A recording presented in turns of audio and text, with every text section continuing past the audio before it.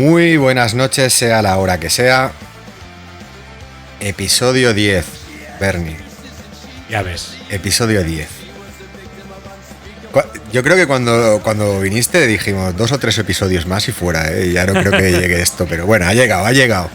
Y ha llegado, y por ser el episodio 10, tenemos a alguien muy especial. Pero voy a dejar que lo hagas tú. Lo vamos a hacer entre los dos, porque seguimos con las entrevistas, seguimos con estas entrevistas al Club de Rol Resistencia Lúdica, y hoy agárrense que vienen curas. Porque cuando Ruba me comentó la posibilidad de la entrevista de hoy, yo me vine arriba. O sea, me parece muy heavy que esto esté pasando. No lo retrasemos más. Demos ya la bienvenida a Marc Alpena. Hola, buenas noches, ¿cómo estáis? Exagerados. Siempre exagerando.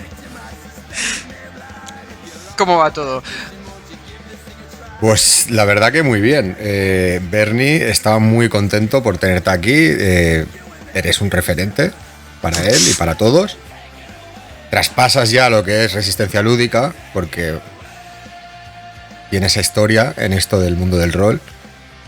Y yo me gustaría ver cómo lo empiezo esto. Marc Alpena, periodista, traductora, escritora, editora, quiromasajista, profesora de coctelería. Desde luego que eres una persona con inquietudes. He sido autónoma muchos años y eso explica en buena parte este mix vital. Pero también se explica todo esto porque, bueno, he sido siempre lo que se llama un culo de mal asiento. Tengo TDAH, que dicen que contribuye también bastante a crearte intereses y sostenerlos relativamente poco tiempo en el tiempo.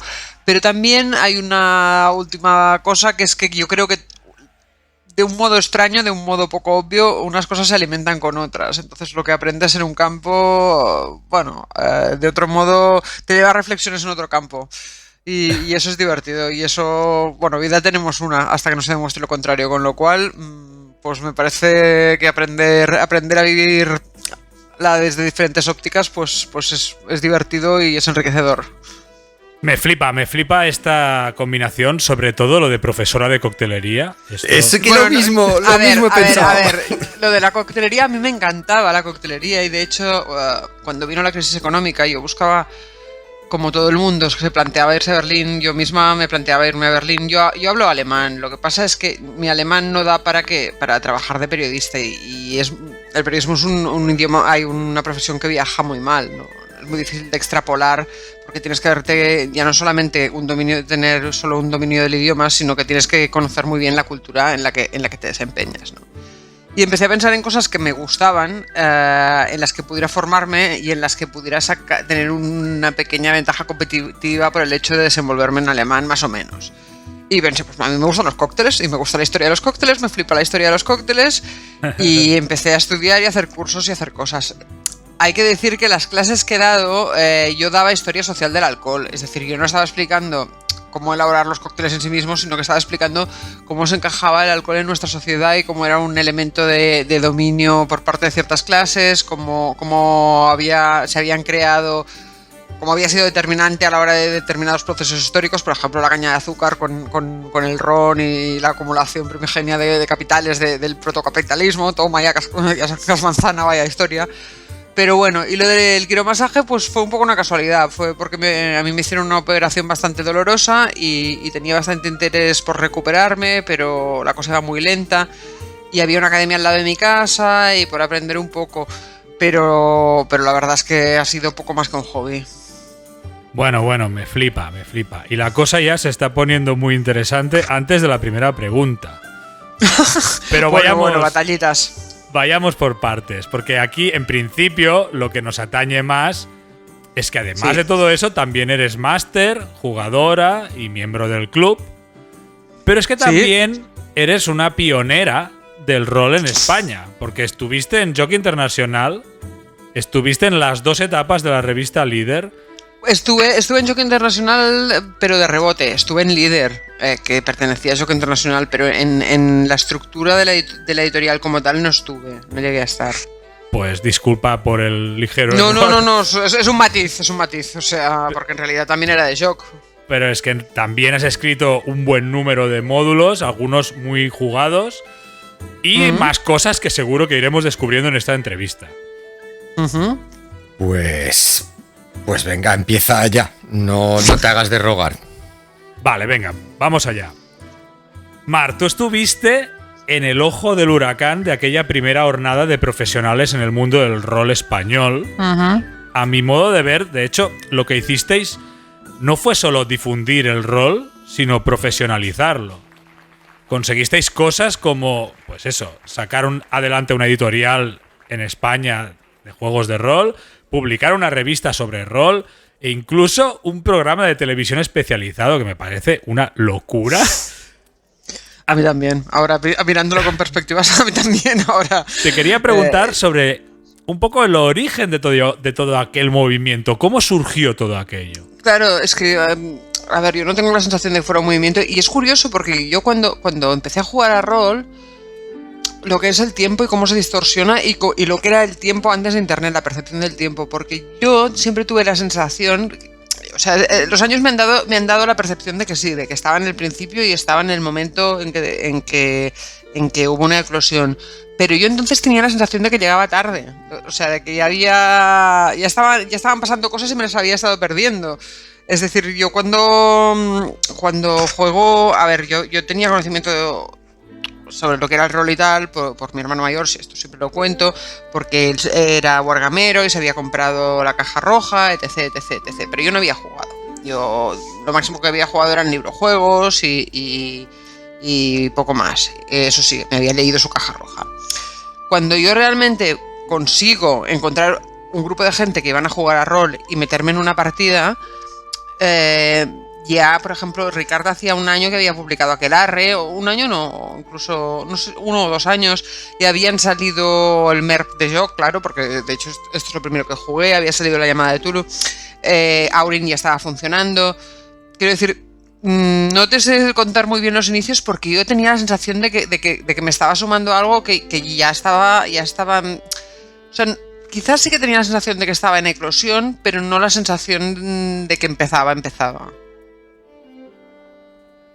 Yo, tío, de verdad, yo me pregunto cómo fue todo aquello desde dentro vivirlo, porque yo tampoco llevo tantos años jugando y claro, hablo contigo y me siento como un niño. Bueno, pero lo compenso con que luego he estado muchos años sin jugar, ¿eh? También, pues no sé, yo es que lo viví muy naturalmente. También te digo que es que además, o sea, yo lo he pensado, le he dado un par de vueltas al tema y creo que tiene mucho que ver con esto, con estos, aunque fueran estos años justo antes, o sea, se daba una cierta aceleración de lo que eran los medios, la cultura pop, entre comillas, la popularización de una serie de cosas, pero no había internet. Entonces todavía era la época del fanzine, la época de las asociaciones, la época de verte con la gente.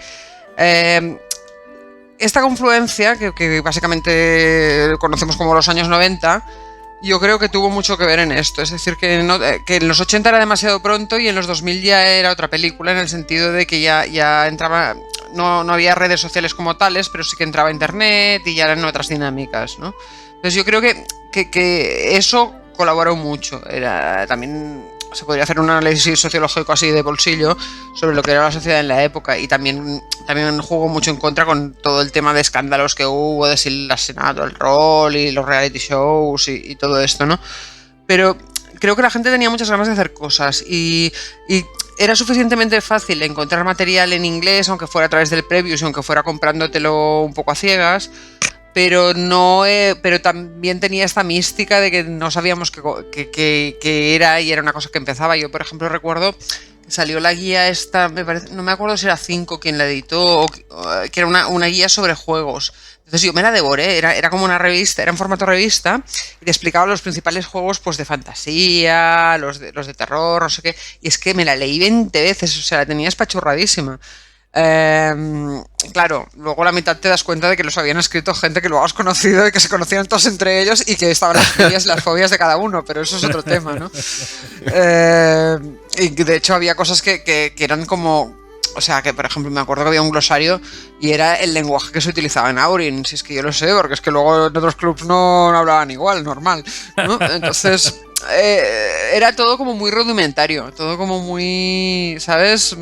Claro, pero era muy rudimentario como lo era, como cualquier tipo de fenómeno lo pudiera ser entonces.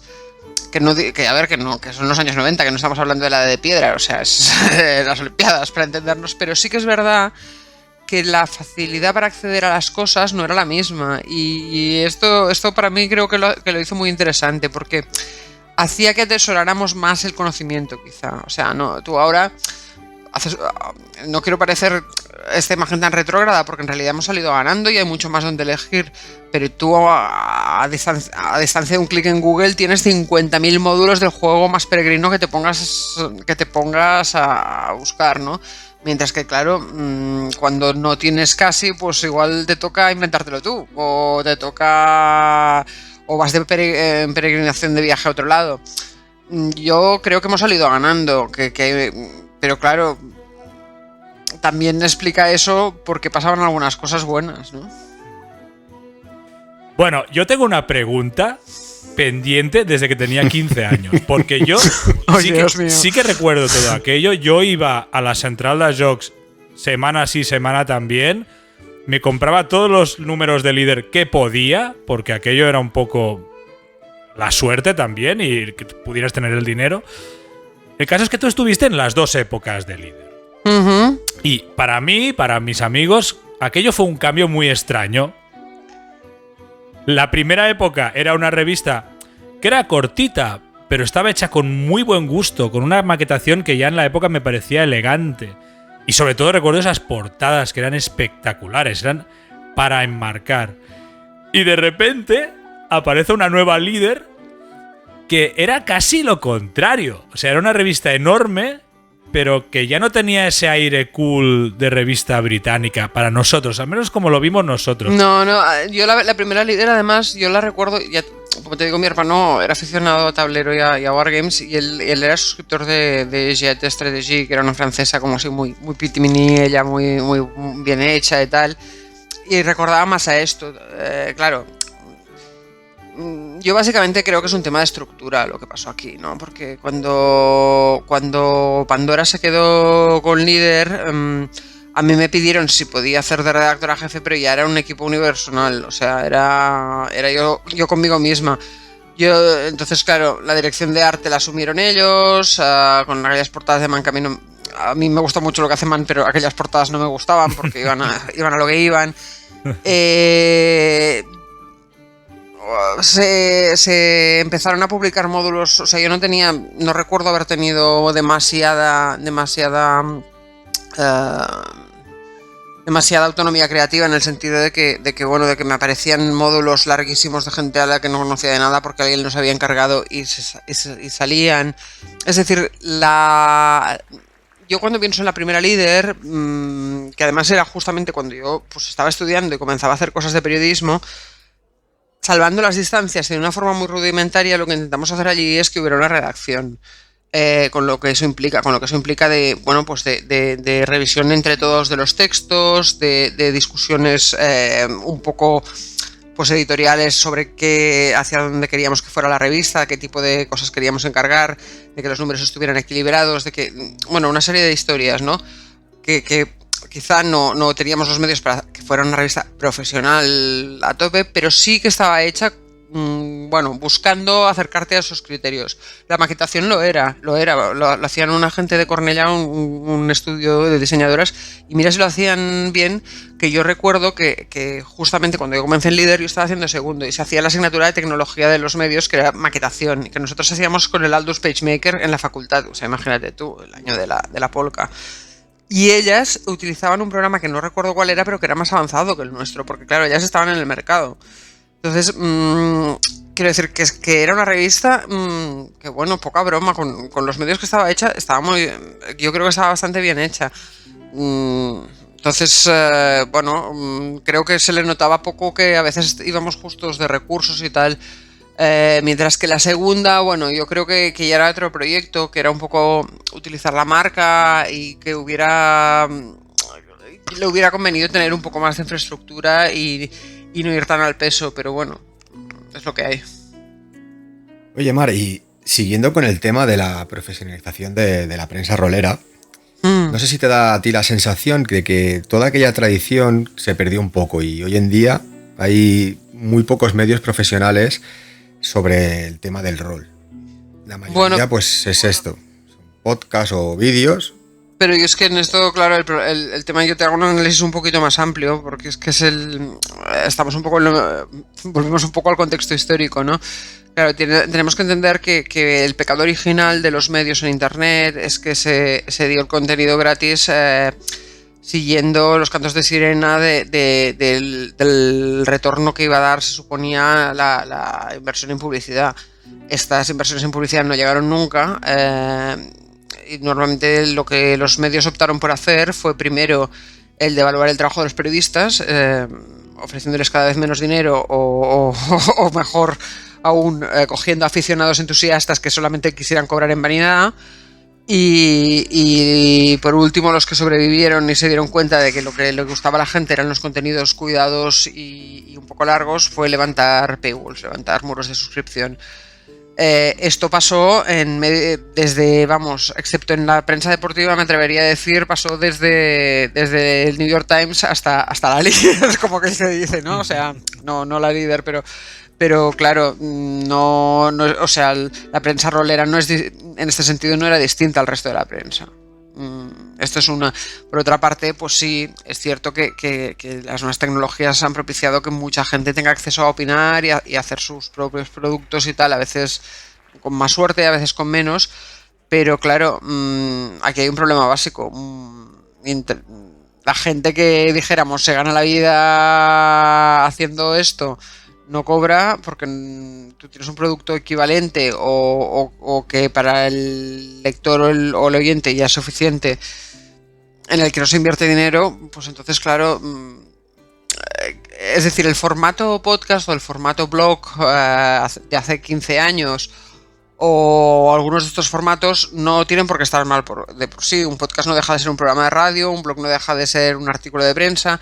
Lo que ocurre es que si tú tienes que invertir tiempo o dinero en hacer eso, claro, como hobby es muy difícil. O sea, si alguien se tiene, me lo invento sobre la marcha, que hacer una comparativa de todas las versiones de juegos de Tulu, por decir algo, que a mí me gusta mucho, ¿no? ¡Madre mía! O sea, aunque fuera solo de los manuales básicos o de todas las ediciones de la llamada de Tulu que han salido en España, es que me pongo todavía en un supuesto menor. Claro, ¿cuánto tiempo y cuánto dinero es eso? Entonces, pues no puedes competir con quien lo hace por amor al arte y igual no debes competir con quien lo hace por el amor al arte. Por otra parte, el rol siempre ha tenido un mismo problema y esto lo explica muy bien Tiberio, el de HT, que es uno de mis editores a todo esto, pero bueno. Sí. Que claro, el rol tiene un modelo de negocio que es el que es decir, hay un jugador que además es el que pringa siempre, el que pringa con todo el cariño, que es el que se compra los manuales. Entonces, claro, el manual, con un manual puedes jugar 20.000 personas, no sé cuántas horas, pero no es una cosa que te obligue a comprar y a volver a comprar, salvo que seas un macro friki como soy yo, ¿no? Pero quiero decir, puedes vivir con un manual básico el resto de tus días y esto, pues de ahí crear una infraestructura profesional que también comprenda prensa, pero pues está complicado. Qué chapa, ¿eh? No, pero es súper interesante. Para nada. Además que yo lo veo como algo bueno también, es decir, es un arma de doble filo, pero a mí me parece muy interesante una forma de ocio que no esté íntimamente ligada con el consumo. Eso es maravilloso, o sea, yo estoy a tope con eso, o sea, el hecho de, claro que todo jugador con un punto coleccionista seguramente haya tenido momentos de hiperconsumo, de decir, soy un completista de tal juego, tal otro, pero en el fondo es maravilloso, es decir, es maravilloso el hecho de que tú te puedas tirar una tarde con tus amigos disfrutando del hecho de estar juntos y sin tener que convertirte en un consumidor de nada, excepto de diversión, ¿no? Eso me parece súper bonito. Totalmente. Me gustaría volver un momento al pasado otra vez, porque molaría retomar algo que es muy llamativo.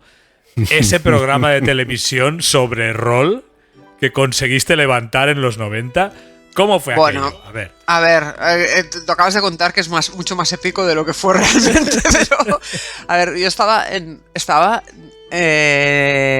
estudiando y estaba en una cadena que se llamaba Canal 39 en ese momento, que después de varios cambios de identidad ahora se llama BTV, pero todavía no existía BTV como tal, y era una cosa asamblearia, o sea, prácticamente asamblearia. Entonces te dejaban, o sea, yo estaba en los informativos de mi barrio, imagínate tú, y yo sé que me enteré de que querían llenar la parrilla, de que aceptaban proyectos de 13 programas, y les propuse hacer una serie sobre rol, y me dijeron que sí, con unos amigos, que en realidad la única rolera era yo, porque las cosas son como son así, pero bueno, tenían ganas de coger práctica y de coger más la cámara y de hacer cosas. Y nada, lo montamos, hicimos 13 programas, la verdad es que yo tampoco quise continuar porque es que no me daba la vida, porque es que yo también dices, madre mía, estudiando y no me daba para más. Pero bueno, no estuvo mal, o sea, algunas de las ideas yo creo que iban un poco en la línea de esto que decíamos, ¿no? O sea, ahora la gente pues es como los que hacen YouTube, hacen lives, pues lo que pasa es que los medios en aquella época eran así, ¿sabes? Entonces pues lo hicimos. Sí que es significativo que decidieran que me dejaban hacer eso. O sea, no creo que fuera... O sea, más allá de que fuera solo por llenar media hora de semanal, que eso nunca les venía mal, y más cuando no cobrábamos nada ni nada. Yo sí que creo, porque también en la parrilla había un programa sobre cómic que iba después de nosotros, que los que decidieron que sí, básicamente debieron pensar que había una especie de... que algo de interés había por esto a nivel de cultura popular, y bueno, me parece bastante valiente y bastante arriesgado, y para eso eran los medios comunitarios, es decir, para hacer cosas que no te estaban contando los medios grandes, ¿no? Y bueno, y esa fue la experiencia.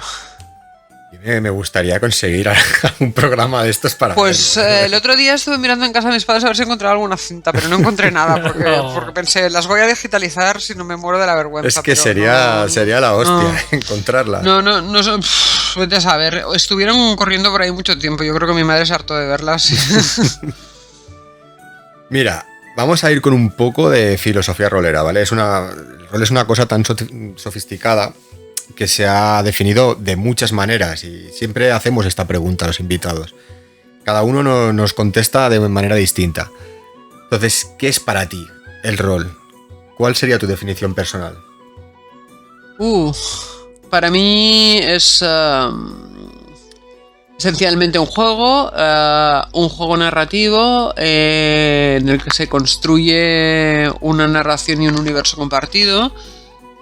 Muchas veces con una propuesta guiada por una persona, y en el que si tienes suerte te lo puedes llegar a pasar muy bien y muy mal. A veces en lo que varía tirar unos dados. No, la verdad, no sé, yo por ejemplo, ahora que estamos aquí yo siempre lo digo, a mí por ejemplo meterme en Resistencia Lúdica me salvó la cordura durante el confinamiento, porque esta historia la he contado varias veces, pero es que no me importa repetirla. O sea, yo cuando yo volví a jugar justo cuando nos encerraron, porque tenía la sensación que era todo como un macro módulo de Tulu. O sea, era como que es plan de horror cósmico, no saber qué le estaba pasando a la gente que yo quería, no poder ver a nadie durante meses excepto a mi gato, estar encerrado era como una peli de zombies, ¿no? Y no sé por qué, por alguna razón, lo que me pedía el cuerpo era volverme a leer mis manuales, mira, o sea que los tenía en una estantería desde hacía décadas. ¿Qué iba a decir? ¿Cuánto llevabas sin jugar? Pues 15 años llevaba. Sí. Hostia, nos podemos sentir un poco orgullosos de. Bueno, que aquí el que me lió fue Iván Rubio, que no paraba de decirme. Bueno. Entonces, primero me apunté a una jornada online que hacía un club. No es que me gustaran mucho las partidas, pero el gusanillo ya volvía a estar ahí, y Iván ya me dijo, no, pues apúntate a Resistencia, que cada primero de mes metemos partidas, y ahí ya me perdí, y me fue muy bien para mi salud mental. O sea, señores, el rol no te quita salud mental, te la pone. Pues un poco sobre este tema, de tu hiato va mi siguiente pregunta. Después de esta desconexión de 15 años, volviste a jugar precisamente a través de RL. ¿Notas? Bueno, ya te digo, yo no fue exactamente, o sea, primero me apunté a unas jornadas de un solo día, pero sí, básicamente fue a través de RL y que volví a jugar. Bueno, el titular es que fue a través de RL. Eso es, no nos quites mérito. No, eso quito, no eso quito. La pregunta es, ¿notas diferencias respecto a esa primera época jugando? ¿Ha cambiado Bueno, claro, algo en las mesas? a ver, la primera diferencia, la más básica y la más obvia, es que volví a jugar a través de internet, es decir, a través de Zoom o de Discord o de lo que fuera. Claro, esto era inviable. De hecho, yo había dejado de jugar porque el club donde yo estaba últimamente, en los últimos tiempos en los que estuve jugando, me lo cambiaron de sitio físico cada vez y me lo alejaban cada vez más de mi casa. Entonces se convirtió en algo prohibitivo el ir y volver de noche en un taxi. Y claro, entre eso y que empecé a salir por ahí y cosas de estas, pues ya pues dejé de jugar. Claro, primera y principal diferencia, empiezas a jugar y empiezas a jugar por internet. Es todo otro mundo. Diferencias muchas, o sea, desde el tipo de juegos que se juegan a los módulos, el hecho de jugar por internet en primera instancia también cambiaba la longitud de las sesiones. También pasa que yo con la gente con la que jugaba pues también los conocía de hacía muchos años y aquí en cambio pues empecé jugando otra vez one shots con gente a la que no conocía, que era más parecido a lo que yo recordaba de las jornadas, salvando las distancias. Había cambiado el gusto por algunos juegos, el mío propio, porque claro, no eres la misma persona. O sea, a mí, por ejemplo, me flipaba Vampiro y bueno, y ahora es como que me da un poco de perecita. Entonces, bueno... No digas pues eso. Yo no, me gusta, perfectamente. pero a mí me llegó a saturar porque es que estaba definido hasta el color del cordón de los zapatos del último Bruja de Canta la Piedra del Monte, coño. O sea, es que no, era un universo en el que no te podías mover un milímetro sin tocar el lore. Entonces ya acabé un poco harta de esto. Pero sí, y sobre todo la eclosión de los juegos indies y narrativos, que esto pues era una diferencia, ¿no? Ha traído mucha chicha esto, ¿eh? Ha dado mucha chicha. Sí, hombre, hay cosas que me han gustado y tal, pero bueno, sigo siendo bastante clásica en mis de esto. No voy probando cosas, algunas me gustan más, otras me gustan menos. Pues a mí hay una faceta tuya que la verdad es muy interesante. Es la de escritora de módulos y ayudas a juegos de rol. Y a muchos de nosotros, por ejemplo, nos gusta escribir nuestras partidas. Yo sí que es cierto que acostumbro a dirigir y a las que están escritas, pero también ahora he empezado a dirigir las que tenía escritas por mí. Y bueno, me está dando ese gusanillo. Tú con tu experiencia como escritora y editora, y específicamente con los módulos, ¿qué consejo le darías a alguien que esté intentando hacer o escribir una aventura publicable? Bueno, no se compliquen tanto como lo hago yo normalmente. Pero, a ver, te cuento. A ver, yo realmente, una de las cosas que muchas veces pienso, digo, coño, nunca he sacado un juego entero mío. Pero es que yo me siento muy cómoda escribiendo en el marco de referencia. O sea, las restricciones que me impone el hecho de escribir para un universo ya dado, bien sea creando una ayuda, bien sea creando una historia que pase allí, a mí me ayuda mucho para no dispersarme. O sea, yo creo que si yo escribiera un juego me costaría mucho encontrarle equilibrios, encontrar que todas las facciones fueran igual de interesantes, encontrarle que el world building fuera mínimamente coherente, pero trabajar con la limitación de hacer algo pequeño o de hacer algo, aunque sea algo pequeño que duren varios módulos y se convierta en una campaña, pero en mi forma de trabajar, quizá porque vengo del periodismo, pues me es muy útil. Entonces yo el consejo que daría, pues no sé, yo puedo contaros cómo trabajo yo, que es un poco que yo hago, me empapo mucho o sea, suelo partir de ideas bastante abstractas, o sea, una semilla de un módulo, un qué pasaría con, o a veces una escena, a veces una imagen. O sea, por ejemplo, hice para el periódico Ara hace un par de años, hice un reportaje que me encargaron, porque yo nunca en la vida se me hubiera ocurrido que esto existía, me encargaron un reportaje sobre los fotógrafos especialistas en orquídeas. Y yo, Bueno, y el caso es que, claro, haciéndoles una entrevista, porque, o sea, los roleros estamos pirados, pero estos están pirados y medio, y saben muy bien lo que hacen, pero son especialillos.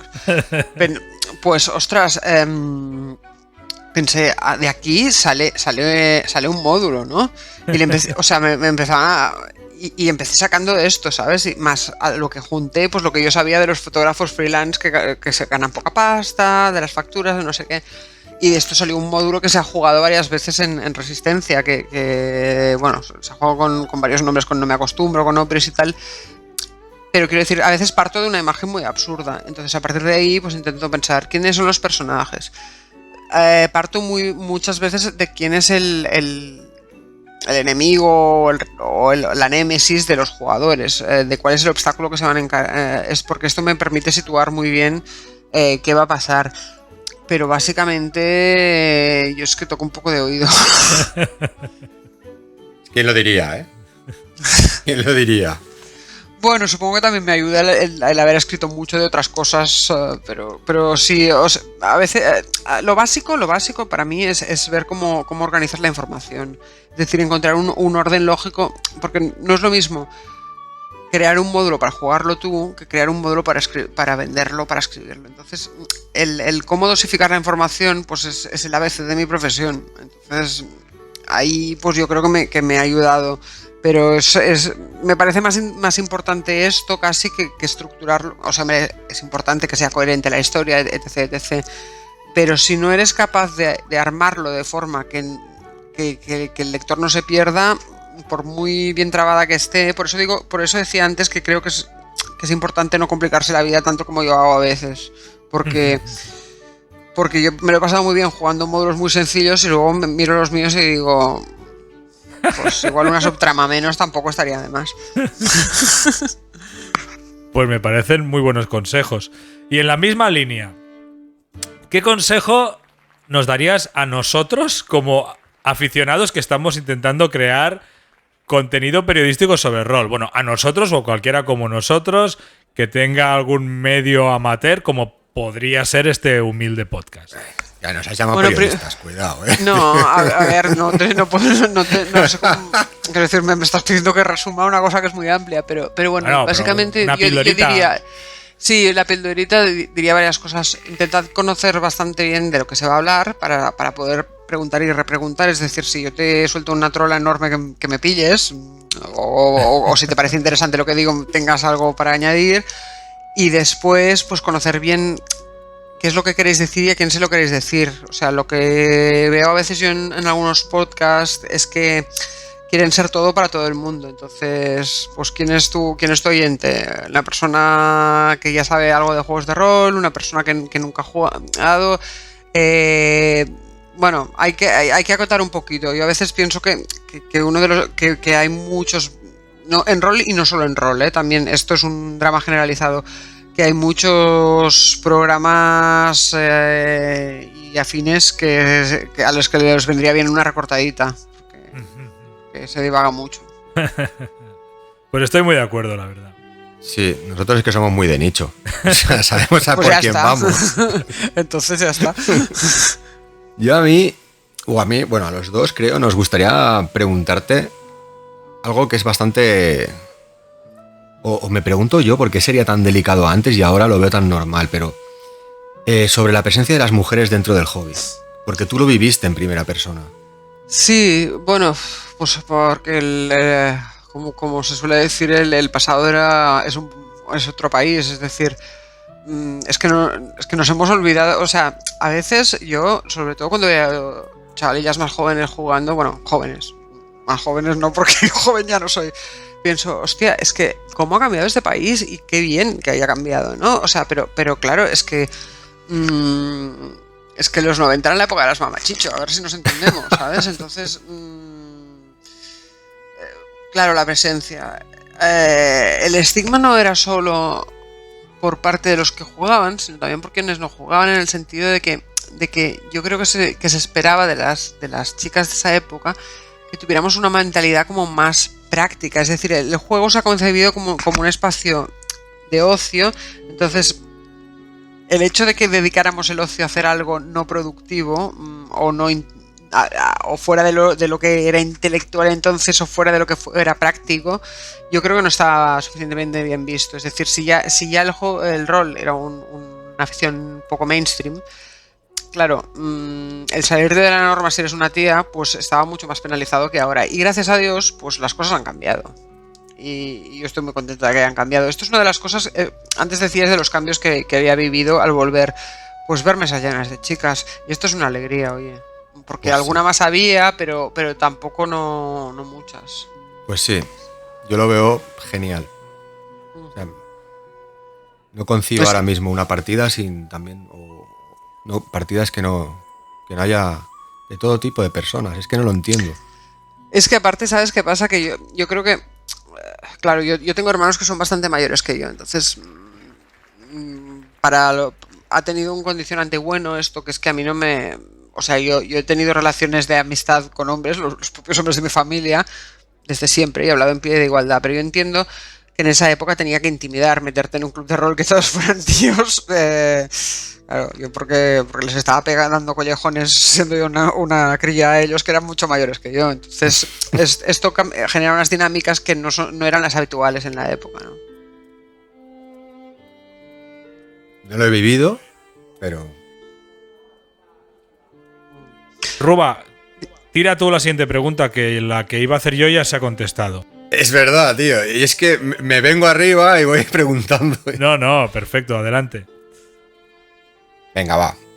¿Cuál ha sido tu mejor experiencia dentro del mundo del rol? ¿Tu mejor partida o algún momento Está que por llegar, recuerdes? seguro que está por llegar, pero no, es que bueno, es que ha habido tantas, o sea, ha habido tantas, y además es que os voy a decir, o sea, no diré esa cosa tan cliché de decir la última partida siempre ha sido la mejor, no sé, porque no, ahora mismo tampoco, sí, de hecho fue justo con Iván, que estuvo muy bien, pero es que ha habido muchas muy buenas. También ha habido otras que han sido más... Pero bueno, o sea, a veces juegas o sea, una cosa que tenemos que dejar de decir, creo, los roleros, es que todas las partidas... Vender este mito de que todas las partidas van a ser la bomba. Ojalá todos la fueran, pero bueno, también a veces te echas unas risas con los amigos y aunque aquello no tenga ni pies ni cabeza, pues te ríes y te lo pasas bien. Entonces, ¿cuáles me lo he pasado bien? Pues en muchas. Es que no te puedo elegir una. Bueno, pues mira, nos vamos a aplicar el cuento y vamos a intentar que esto no se eternice, así que voy con la penúltima pregunta. Venga. ¿Qué te gustaría que cambiara en el mundo del rol? Uy. Madre mía. Esta me supera mucho.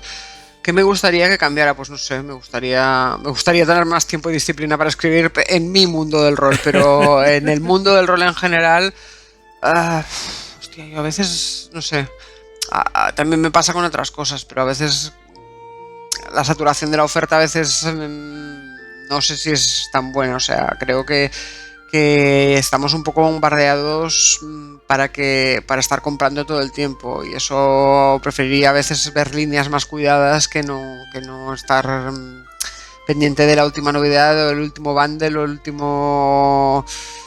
No sé, yo es que me he puesto este propósito, entonces ojalá escribir también cosas que yo desearía más en privado, pero para mí y para los demás. Me gustan los módulos, y esto siempre lo he dicho, arraigados en la realidad, arraigados en la historia local, arraigados en lo que está cercano. Y esto yo a veces sí que lo veo más, pero no lo acabo de ver del todo muchas veces.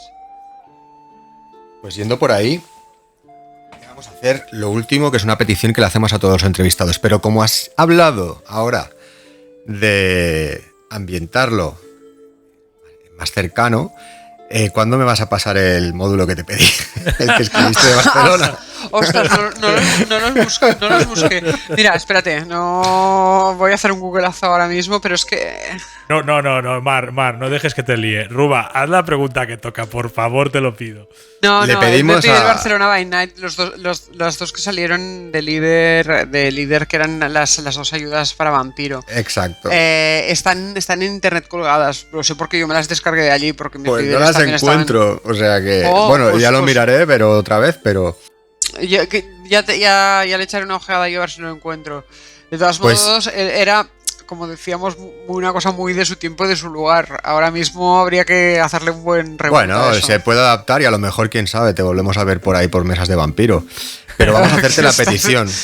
Dime. Le decimos a todos los invitados que nos den una semilla de rol y la persona que lleve esa semilla a la mesa ¿Mm? de resistencia lúdica se lleva un premio. Ah, qué genial. Así que tú dirás, ¿Una semilla de rol tiene que ser muy definida o puede ser muy amplia? tiene que tú ser lo que quieras. tú quieras. Vale. En el funeral de la reina de Inglaterra, de repente se oye un grito. ¿Ves? Eso es una semilla de rol. Esa es una semilla, Gracias. tío. Por favor, es que llevamos no sé cuántos programas que dime una semilla de rol. En el principio de los tiempos antes que yo... No, una semilla de rol es una frase que sugiere un conflicto. Pim, pam. Y ya está. Es que no hay que. Es que mi consejo, antes que me lo decías, ¿sabes cuál sería? Abre el periódico. Cada noticia hay semillas de rol.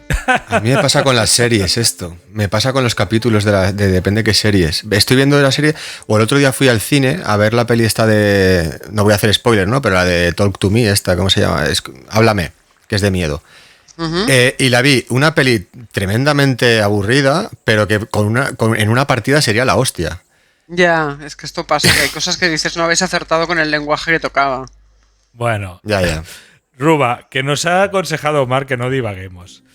Mar, muchísimas gracias. Ha sido un placer. No, a vosotros. La verdad es que me ha encantado conocer cosas de esta historia que me parece flipante y tu punto de vista que me parece súper interesante. Muchas gracias. Pues muchísimas gracias por invitarme y nos vemos pronto en alguna mesa de resistencia lúdica. Así es, pues os recordamos que vamos a dejar en la descripción nuestras direcciones, nuestras redes sociales y que os esperamos para venir a jugar y pasar un buen rato. Así que hasta luego. Adiós.